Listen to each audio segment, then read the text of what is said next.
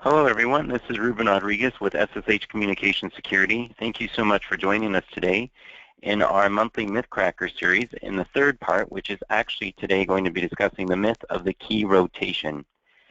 Today I am joined by Mr. Matthew McKenna, who will be discussing this topic with you. He brings over 10 years of high-tech sales and marketing management to SSH Communication Security and is responsible for a multitude of different operations here within SSH. Supporting him with questions and also anything that might come up or arise during the presentation is Mr. Joseph Scaff. He's the Director of Global Customer Services here at SSH, and he's responsible for managing all of the global technical sales support, professional services teams, and customer projects. He brings over 12 years of experience in the information technology, information security industry, and network administration as well. Now, as part of this presentation today, you will all be in listening mode. I do encourage anyone, if you have any questions, to please do so within the questions chat box, and we'll be happy to answer those for you at the end of the presentation. At this point in time, I'd like to turn it over to Mr. Matthew McKenna. Matthew? Thanks, Ruben, and thanks everybody for joining us today on part 3 of our Mythcracker series, The Myth of Key Rotation. This is a real fun one. When we think of key rotation and when we're having this discussion with our customers, we always hear, when we're talking about the objectives of their project and what they're trying to achieve, one of the key things we always hear is, well, I need to rotate my keys. It's really important to rotate my keys.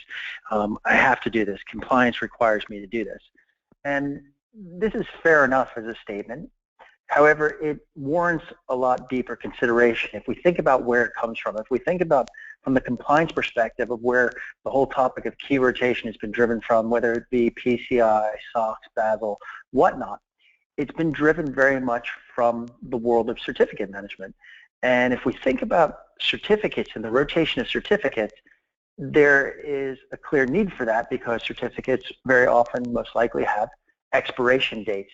They're also keeping systems up, so it's a resilience issue, keeping services up for customers and whatnot. So in that sense, from the perspective of certificates, the idea of key rotation is very valid. Now, what we don't want to come across as today is dismissing the importance of key rotation. Key rotation is an important component. However, we're going to look at this from a slightly different perspective when we think about SSH user keys, and we're going to ask the question, well, is key rotation really the essential component, what we need to be focused on when getting our SSH user key and access related issues under control? So what I'm going to take you through today, going to give you a quick introduction about who we are, why SSH is so important, how do SSH keys work for those of you who are just joining us for the first time, give you the quick 101 on SSH. And then we're going to jump into the myths of key rotation. There's 4 myths we're gonna focus in on here, and then we're going to talk about risk and reward of key rotation, because depending on the angle you're looking at this, key rotation has a certain risk related to it, and it also has a certain reward side, and we're going to take a look at various angles around this. And then, of course, at the end, we're going to provide recommendations and best practices. How do we approach this and resolve this challenge within our environments today?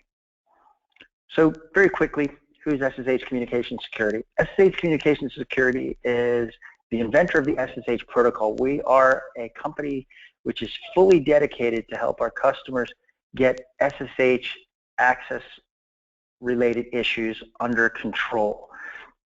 And we're looking at this from 2 perspectives. One, from the perspective of how we manage this SSH user key issue that is so prevalent today across enterprises, but also how do we manage and control what's going on in these encrypted sessions and help our customers get control of the misuse of the protocol, which is quite, let's say, relevant today.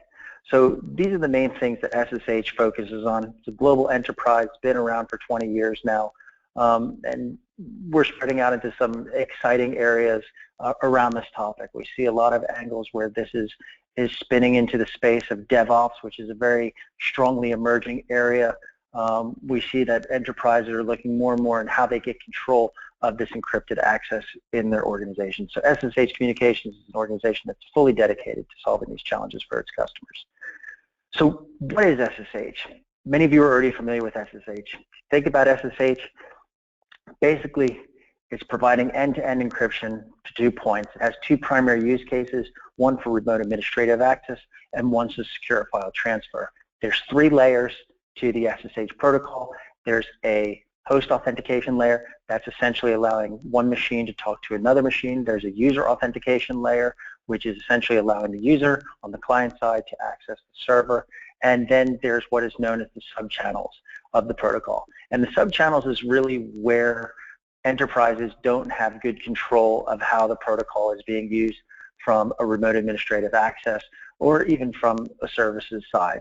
And so this is kind of, you know, one of the things that we look at when we look at the SSH protocol. We're looking at it comprehensively from all these various layers, and how do we get control of the protocol itself. SSH, it's everywhere. Many of you are familiar with this. It comes pre-installed on every single Unix, Linux box out there. It's sitting on the majority of our network devices, routers, switches, firewalls. It is a primary means of accessing our cloud environments. It's what we provide our vendors and contractors to gain remote administrative access into our environment. And if we think about this, it essentially, SSH very much keeps the world running. If you think about all the devices, all the servers out there, all the intercommunication that's going on between organizations out there, access from our third parties, access from our on-premise into our cloud, very frequently it's being driven through SSH. And behind this, the methods of authentication very frequently is key-based authentication. That's very much what we're going to be focusing on in our discussion today. Secure shell has a lot of power to it. It can be used for good, it can be used for bad. On the data encryption side, it prevents that man-in-the-middle attack. However, on the bad side of it, it blinds security operations to what's going on. So if we think about this from the perspective of our third-party vendors running file transfers using key-based access into our environment, we don't necessarily have that capability to inspect what's coming in through those SFTP file transfers. We're a little bit blinded there. The administrators potentially using the subchannels of the protocol to access a development environment, tunnel across to production, drop in a new key pair, and access directly from their desktop, these type of things. From the remote administration access perspective, it's very convenient. This is the tool of choice for developers, administrators. Unfortunately, it's also the tool of choice for hackers.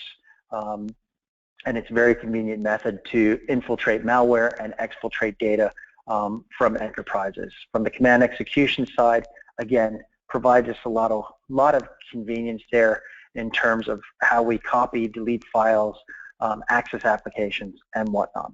And then there's tunneling, basically, which is enabling this application-to-application connectivity. However, sadly, what we see very often is it's often misused to bypass corporate firewall policies and access in an unauthorized fashion production environments. So let's talk about authentication real quickly before we jump into the myth of key rotation. So when we think about the private and the public key, think about the private key as your own house key, and think about the public key as the lock to your door in your environment. And a couple things about SSH user keys, which are very different than certificates, is in most organizations there's very little oversight about how SSH user keys can be provisioned.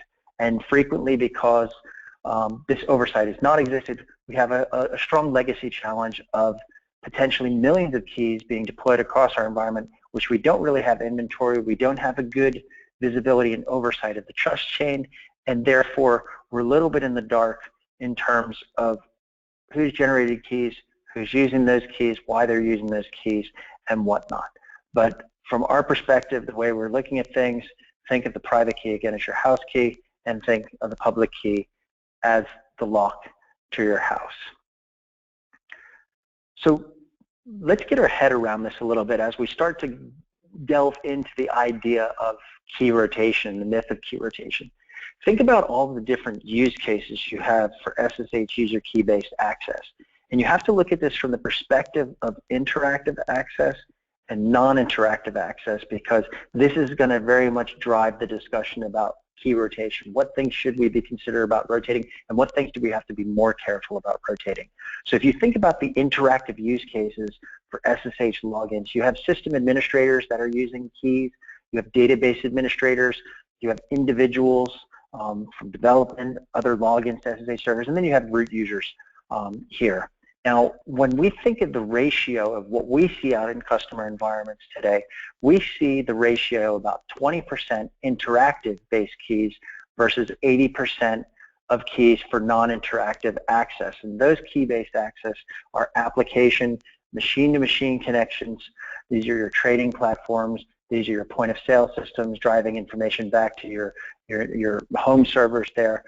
We have monitoring keys, and then we also have system-related keys. So this is very much going to drive our consideration of the topic of key rotation today. So think about these various use cases that you have in their environment.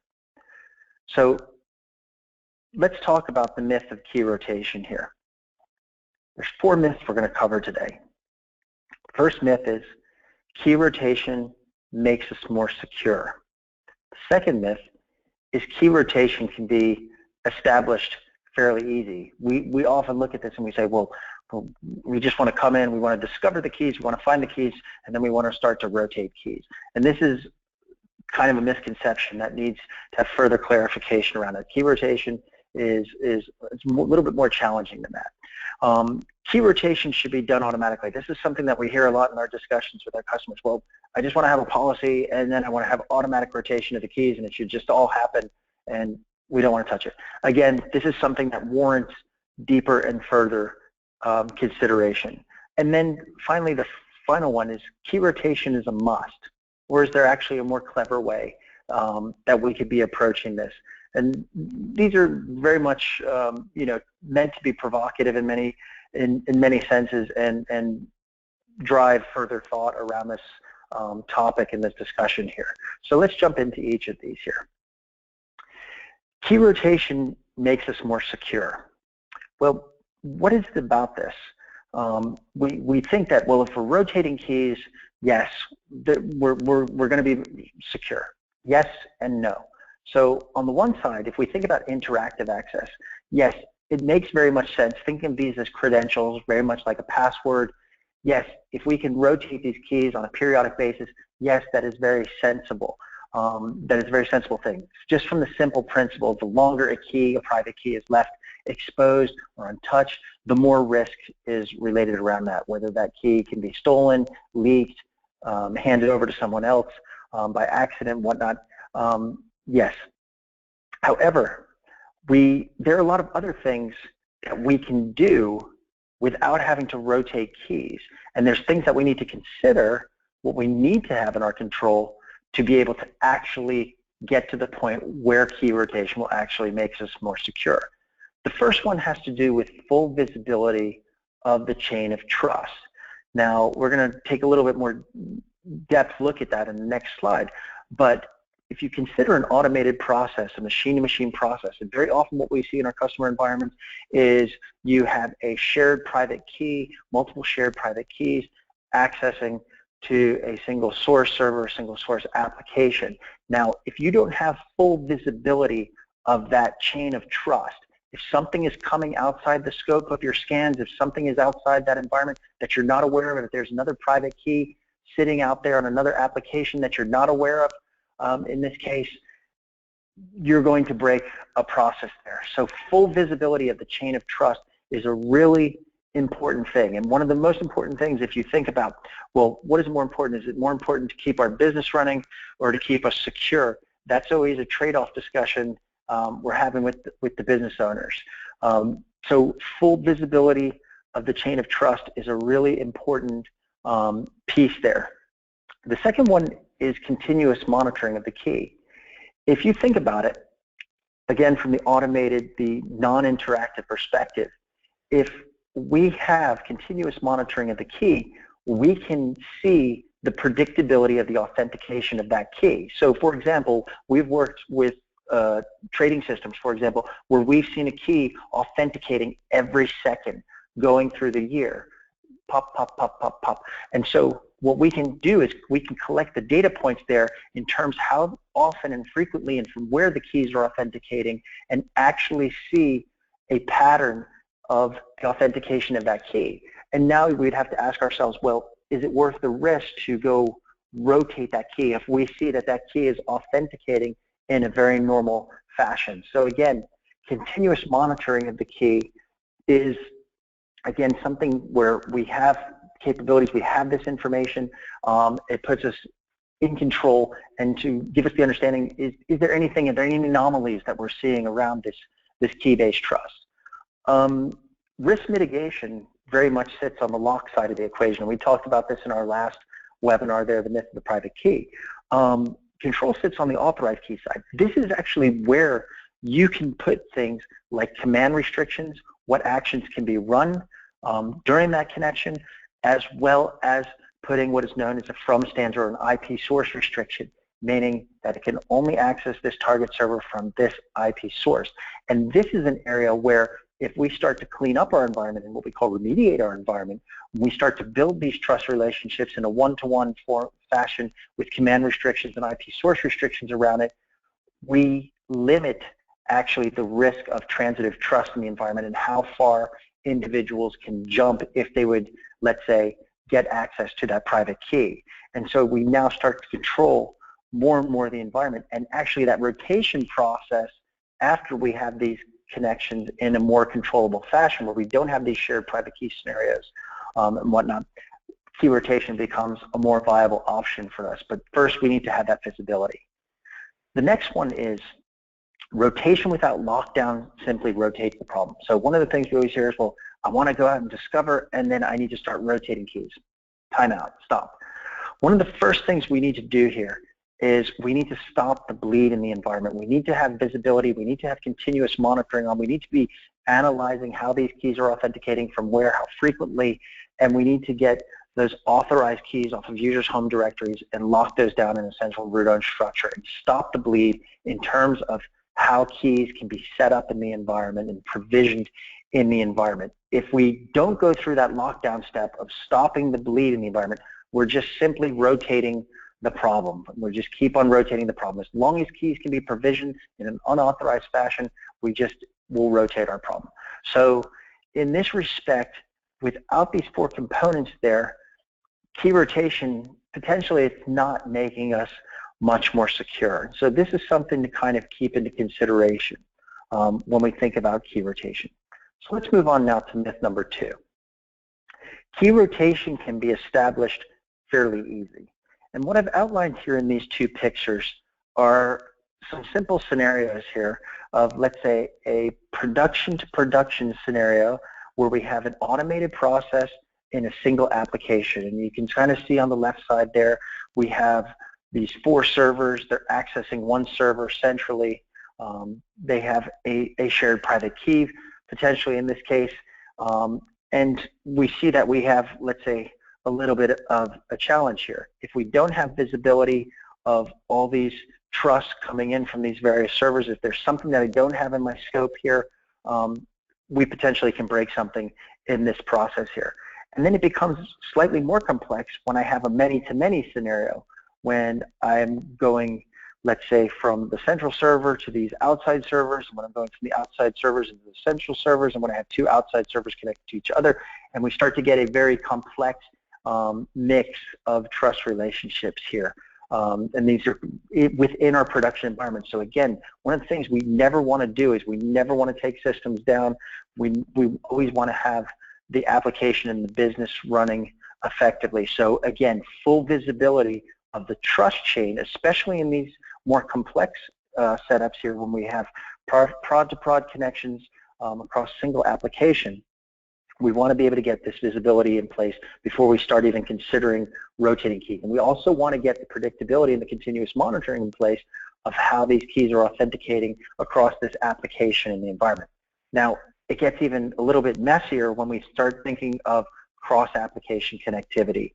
Prod-to-prod connections, non-interactive, we're going cross-application. And you see these little light blue squares. So we're basically just transposing this first use case on the left side. We're moving it over here to the right side, and now we're imagining that these 3 servers on the right side, these are from different applications.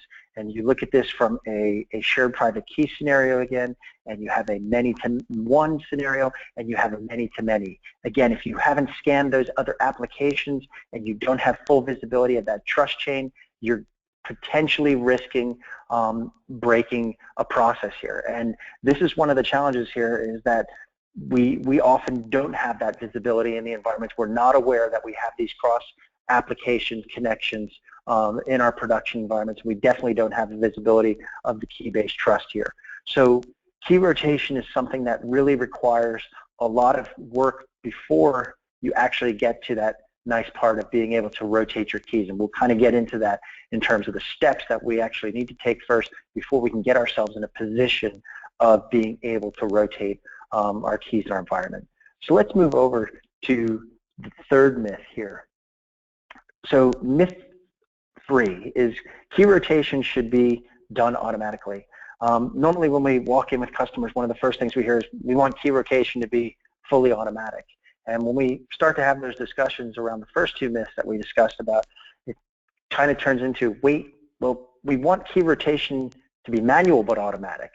So this is kind of this is a very provocative area here, which requires a lot of considerations. And so I put some on purpose on one side or the other of the spectrum to kind of, let's say, drive some additional thought. So what are the candidates, what we can automatically rotate? So interactive SSH user keys, if you're using SSH user key management from a privileged access management type of solution, it is very sensible in certain cases to automatically rotate these keys. As I said at the beginning, the longer that private key is exposed, yes, there is inherently a greater risk around that.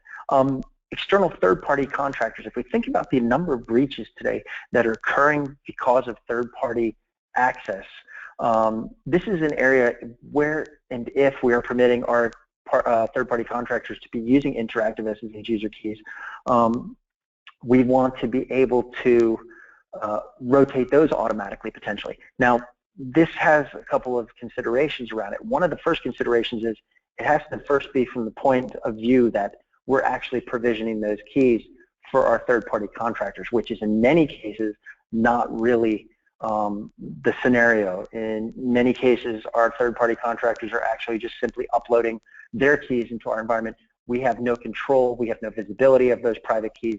We simply see that someone is authenticating and coming into our environment.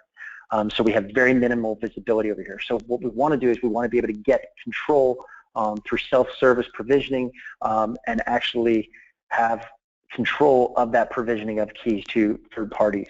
The same thing goes to an external automated connection. Again, we need to know that there are not these shared private key scenarios, multiple connections coming in to a single server. We want to be able to get control of these external third parties in very clean one-to-one type of connections where possible, and potentially rotate these on a periodic basis automatically. But again, it requires us to have control of that provisioning process here. And again, potentially keys, again, that have not been used for a certain period of time with a one-to-one connection. Again, here you see that it's a very simplistic visibility. We have full visibility of the trust chain. We are in control of the provisioning of keys in these cases and whatnot, and on the interactive side primarily. Now, when we can go to manual but automatic is when we start to think of known, continuously monitored, remediated chains of trust for automated process. So this means we've discovered the trust relationships, potentially even in those scenarios in myth number 2, we've continuously monitored these for an extended period of time to determine the predictability of how these trusts are authenticating, how frequently, and these are often related to automated processes, and we have known IP source restrictions around them. So we've already remediated the environment. We're continuously monitoring. We have all the trusts mapped out, and we have the environment locked down, meaning we're controlling the provisioning. We see if people are setting up keys in an unauthorized fashion or whatnot. Again, still here, when it's with an automated process, again, we don't want to affect the resiliency of the business. And so it's very important. This would fall more into a category of, hey, I want my security operations to control this process around these machine-to-machine connections here, around critical applications, and I can automate this to a certain degree, but I want to push that button when this happens to make sure that I have all these components in place around the visibility, the continuous monitoring. It's been all remediated, it's all clean, and I have control of it. So this is one to chew on. It's a very provocative one that we have a lot of discussion with customers. Now, the fourth one is key rotation is a must. Now, if we think about this, we have all these trade-offs here. So if we think about from the top view there, if we think about SSH key management, SSH key management intersects around the topics of identity access management, PKI and cryptography, and configuration management. So this is where SSH key management intersects. And you have these trade-offs in each area depending on what you're looking at. So each of these are, one is remediation versus rotation. Do I get more value out of decreasing risk in my environment and achieving compliance of things like access from non-production into production environments? Would be a remediation effort where we are eliminating an access using key-based authentication. Do I get higher security value out of that? Do I eliminate more risk out of that? Do I drive further compliance out of that more so than a simple rotation of keys? So remediation versus rotation is one discussion. Resilience versus security is another. What is more important here? Is it more important for us to keep the business running or is the security higher? Ideally, we want both. We want to keep the business running and we want to be fully secure at all times.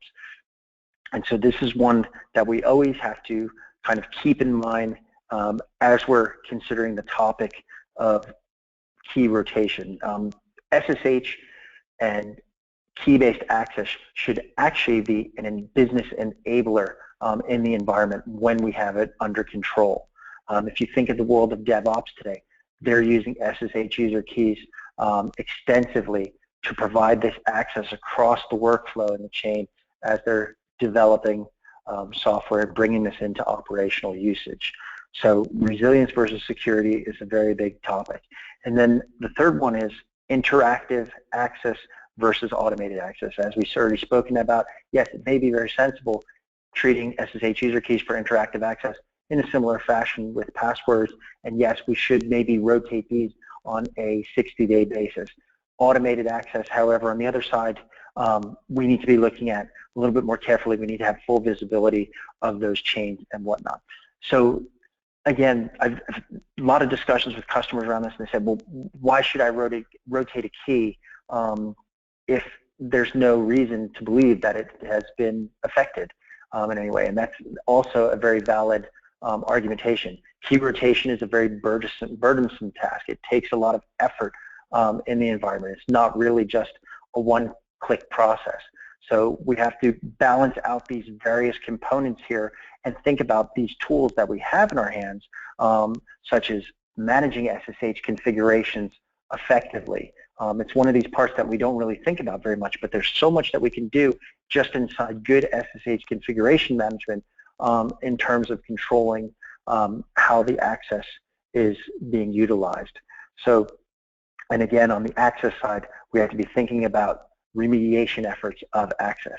So let's talk now for the next couple minutes here about how we address this challenge. So we're going to take a look very quickly about what are the objectives of projects when we try to remediate SSH user key-based access. What does the establishment of a baseline policy look like? What does the process look like? What is the risk versus reward of the remediation efforts?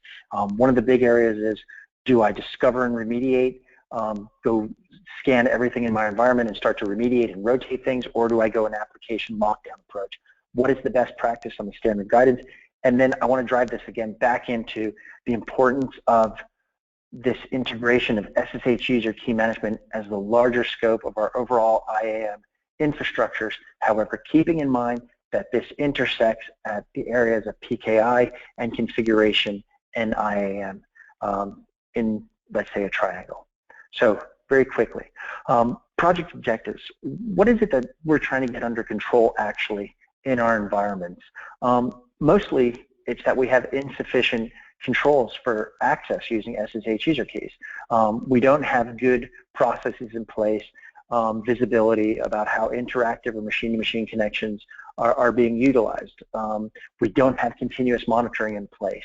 We're not watching how keys are being used, and this is essentially a massive risk to our estates because SSH is providing that most critical access to most critical systems in our environment. And we don't have a standardized recertification process in terms of how keys are being provisioned, how access is being provisioned or deprovisioned within the overall framework of our identity access management.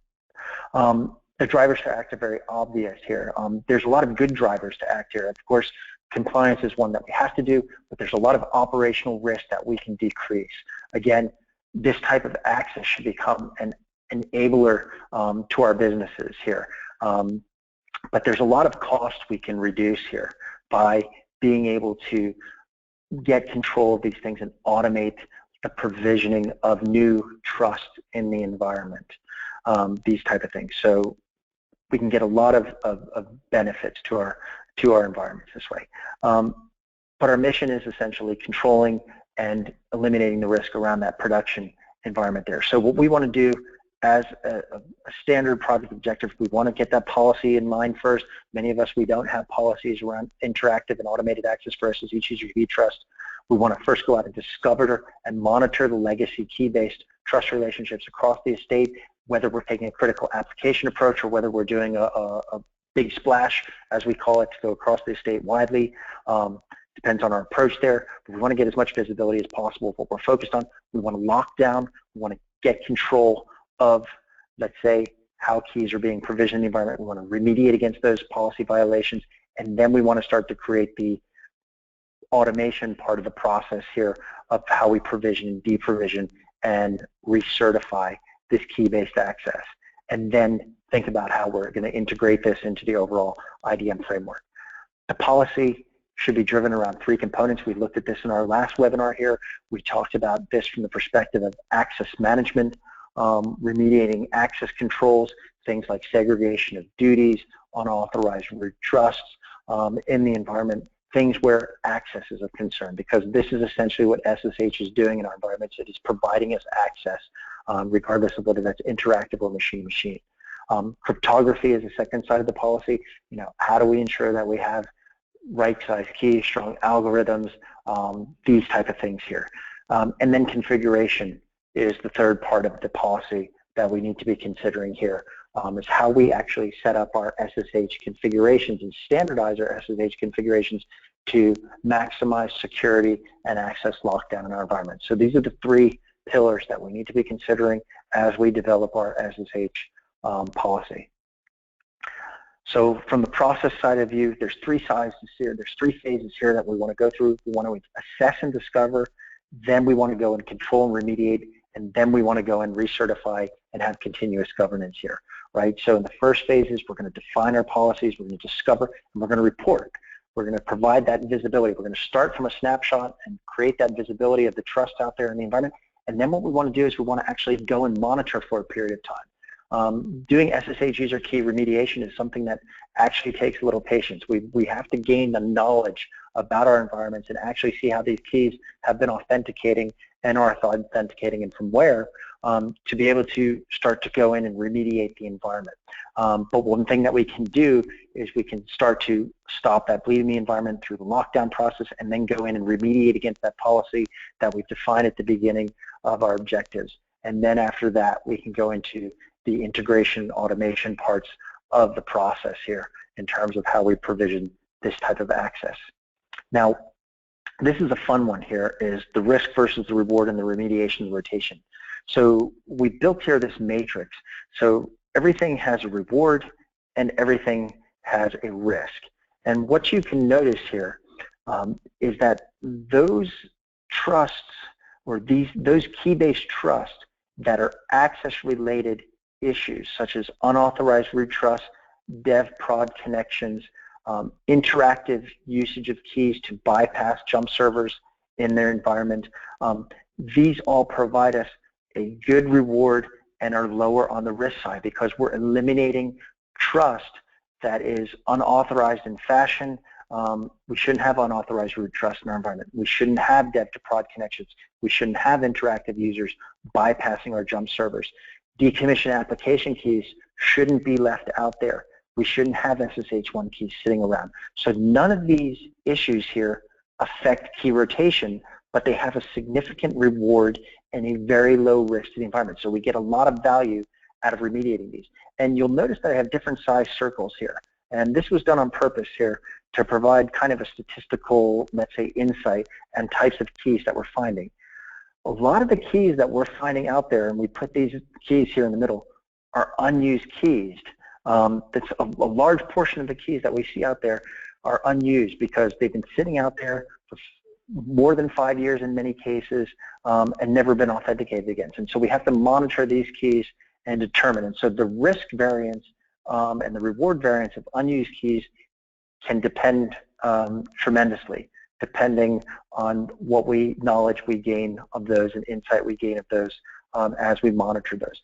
But now when you start to look at these scenarios over here, these are the areas where we have to start to go in, when we start thinking of shared private keys, we start thinking of age keys, we start thinking of weak encryption. These are kind of the areas where we have to actually go in and undertake a rotation process. And so that risk actually is going to increase to run these. And so the question goes is that, okay, I have a key out there that's 5 years old. Okay, if I've monitored this key now and I see that it's actually being used and I see the predictability in how it's authenticating, then do I want to go touch that with the risk that potentially there are other connections related to this key and I might break a process? So these are things to keep in mind in terms of the risk versus reward in the remediation efforts. Each of these items, they have a reward and they have a risk. And so you can kind of just see here quickly, this is just highlighting what we've just discussed in the other slide here. We can see that each of them, you know, if we go remediate an unauthorized root trust, it has the highest reward that we possibly can have in our environment. The risk is medium because we can, you know, have an undesired break of a process. But as an alternative, let's take a look. You know, interactive jump server bypassing keys, we get a really high reward here, and there's a low risk because simply our policy does not permit there. It's really easy to implement. We're just going to remove those keys, and that access is gone, and they have to go through the appropriate architectures to get to where they need to go to. So each of these has a risk and reward related to it. Now let's talk about the approach real quick when we think about how we go and remediate. So we often see that we want to go out and we say, I want to go out and I want to discover, I want to get much visibility as possible, and then I want to remediate. And so the pros of this is, well, I can get a lot of visibility across my environment. I can start to monitor things across as many platforms as possibly. I can eliminate these high-risk items related to access with quick wins in the fastest time. The con of this approach is that until we've started to lock down things, we're going to get limited benefits here because users can continue to provision their keys in an unauthorized fashion. So we're very limited to users with local home directories or clear policy violations here. Now, the other approach is the application lockdown approach, where we get those authorized keys off of users' home directories and move those into a central root location.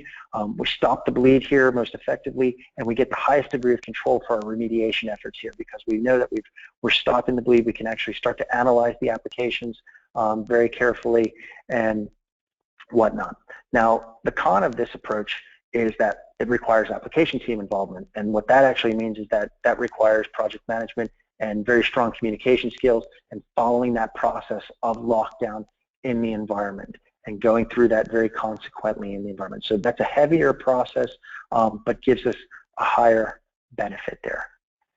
Now, the standard guidance of what our best practices recommendation, and what you'll also see in the likes of the NIST IR, is that ideally we want to get to a scenario where we have a single key pair per authorization.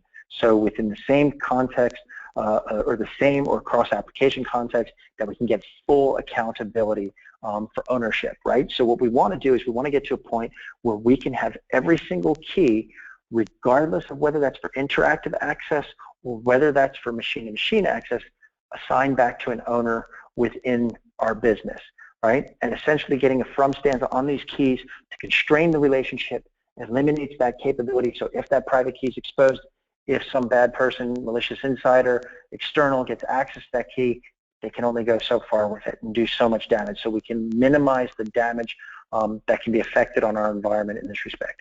Again, same thing for SSH keys across multiple servers, permissible within a single application. And again, we put additional constraints, again, using the from stanza. So again, IP source restriction.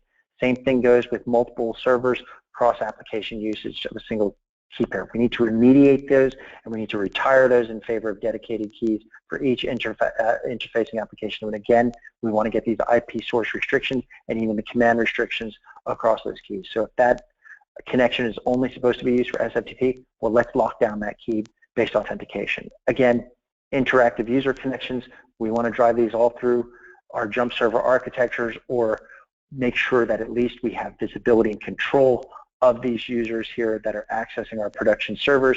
Direct access to any production server should not be allowed using SSH user key-based authentication unless that session is being monitored through a proper process. And then again, cross-communication between production and non-production environments is simply not allowed. Again, it's controlling that access. So finally, to summarize this, and this kind of leads into our next Mythcracker series, is we want to think of this in terms of the larger picture of how this integrates to our IAM, IDM infrastructures. There are numerous players involved in the provisioning of access, the deprovisioning of access in the environment, and key management is actually a subset of this. However, again, don't forget those two other components that we talked about. Again, what SSH keys are providing is providing access.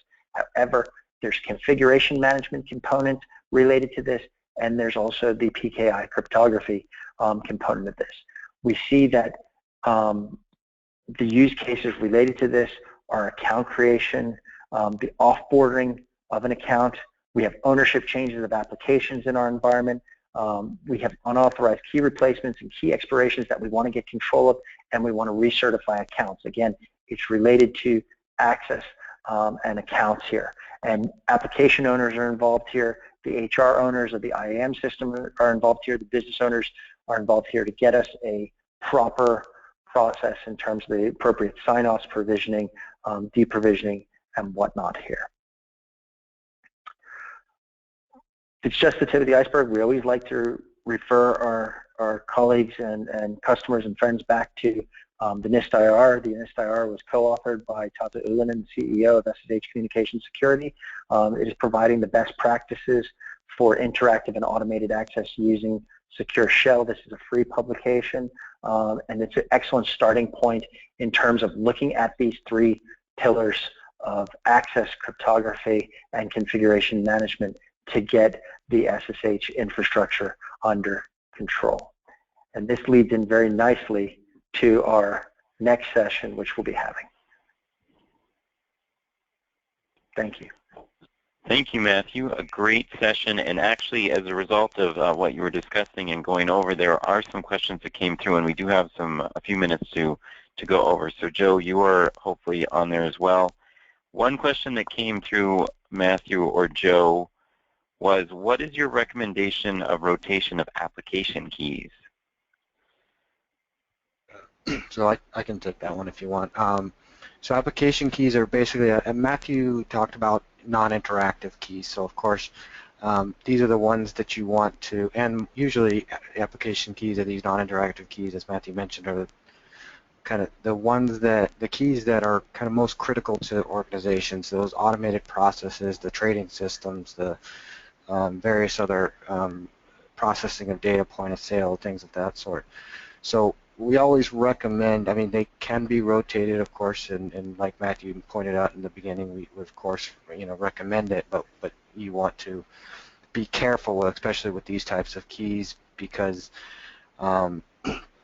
you want to make sure that you are aware and have monitored the public key side of the lock, as Matthew put it, side of the key pair, so that you know every key that's out there, or every situation where you have these keys deployed, so that whenever you do the rotation, you're not breaking an existing process that might have the public key on a different server that maybe you haven't scanned yet, or something along those lines. So you want to go through a period of monitoring and make sure you're fairly confident with the rotate that you have the full set of keys in your environment for that particular pair before you do that rotation. Thank you, Joe. Another question that came through, and I guess for you, Matthew, or Joe, and we could probably be pretty biased on this one, but the question is asking, what centralized management solution would you recommend for key rotation and management? And they've heard of something called easylogin.com. But what would you guys recommend? And I'll leave that up to you two to answer. Go ahead, Joe. Okay. Well, of course. I'll let you be the sales guy. Yeah, okay. I don't get to do that often, so no. But we, of course, have a product called Universal SSH Key Manager, which is going to, of course, be our recommendation for managing keys. All of the things that we go through during these presentations, the Mythbusters, it's just like anything, that have the right tool in order to do the job better. So that's kind of how we've started. We've been developing our tools and things of that sort. So of course we're going to recommend our own. We have a lot of experience in the area. We've had worked with a lot of customers, so we know the caveats, the pitfalls, the things that you're going to run into, and things of that sort. And we've kind of tailored our tools to do that.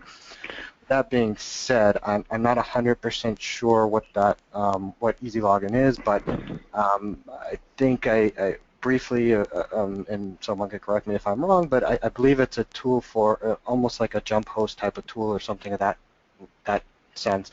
So that's actually the type of tool that we would complement in helping your security and things of that sort. So we certainly can help in making sure that users aren't bypassing a jump host or things of that sort, and we can actually monitor and discover the keys on your jump host to be able to ensure that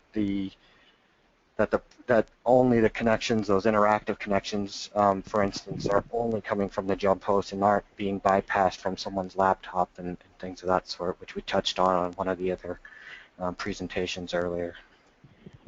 Okay, thank you, Joe. Not too biased, Joe, but I like where you're coming from. And the last one, which is kind of a technical question, and I think ties into, or not directly to jump host, but it was related to the stanza restrictions that Matthew was talking about, and this again for Matthew or Joe. The question is, how do stanza restrictions work when connections are coming from third parties, which we all know is a big concern in this day and age? Yeah, so they work essentially the same way. The only difference you might run into for third-party applications, if they're off-site, whenever you're setting up your from stanza restrictions, you may not know the internal IP address if it's an internal machine connecting in or internal to the third party connecting into your external facing system in the DMZ. But you can do restrictions based on the external IP address, of course, given that the third party would notify you of that. So, and of course, your firewalls will probably have those same settings in place as well to prevent anybody else from connecting from another system that isn't your third-party vendor. Given that, we also, of course, I'll put my sales hat on again.